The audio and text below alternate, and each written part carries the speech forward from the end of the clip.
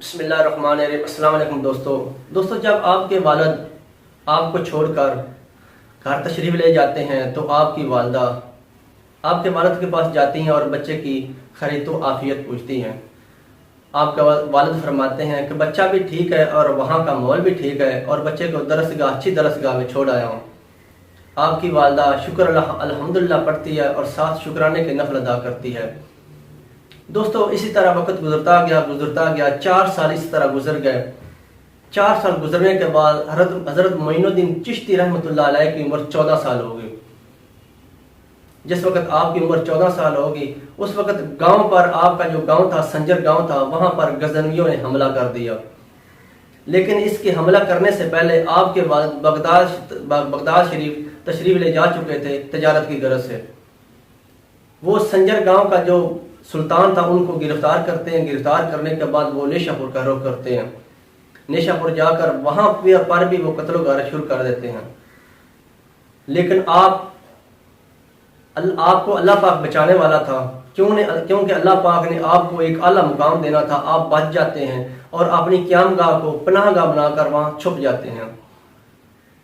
کچھ دنوں بعد آپ وہاں سے نکلتے ہیں اور نکل کر آپ پہر کا بڑا عجیب ماحول دیکھتے ہیں۔ ہر طرف خون ہی خون تھا، لاشیں تھی۔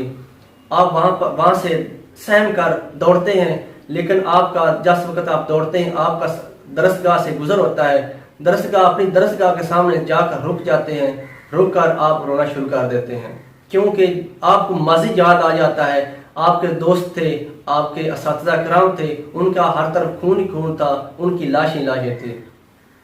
دوستو، اس کے علاوہ حضرت معین الدین چشتی رحمتہ اللہ علیہ کے پاس اور کوئی چارہ نہیں تھا کہ وہ اپنے گاؤں کو روانہ ہو جائیں۔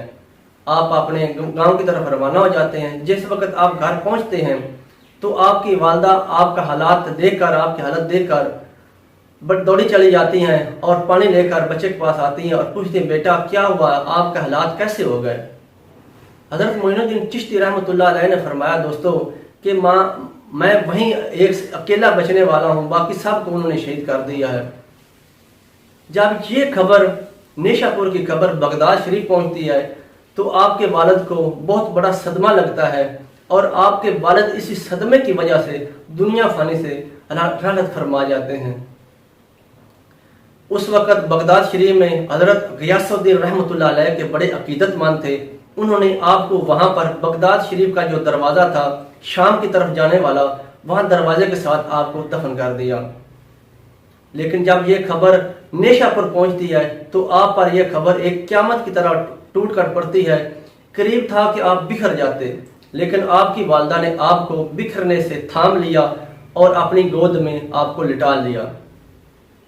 دوستو، وقت گزرتا گیا، لیکن ایسا آپ کے جو بھائی تھے، آپ کے 2 بڑے بھائی بھی تھے، ان کے تیور بدلنے شروع ہو گئے۔ وہ چاہتے تھے کہ اپنے والد کی جائیداد کو تقسیم کر دیا جائے، لیکن آپ چھوٹے تھے، آپ بول بھی نہیں سکتے تھے اور یہ والد صاحب کی جائیداد کو تقسیم ہوتے دیکھ بھی نہیں سکتے تھے۔ لیکن انہوں نے آخر اصرار کیا اور والدہ نے ان کی جائیداد تقسیم، والد کی اپنے خامد کی جائیداد کو تقسیم کر دیا۔ جائیداد تقسیم کرنے کے بعد حضرت معین الدین چشتی رحمتہ اللہ علیہ کے حصے میں جو آیا وہ ایک پن چکی تھی اور ایک باغ تھا۔ لیکن آپ کو بڑی فکر کھائی جا رہی تھی کہ میں نے ابھی اس باغ کی بھی رکھوالی کرنی ہے، ماں کی بھی رکھوالی کرنی ہے اور اللہ کی رضا کے لیے عبادت بھی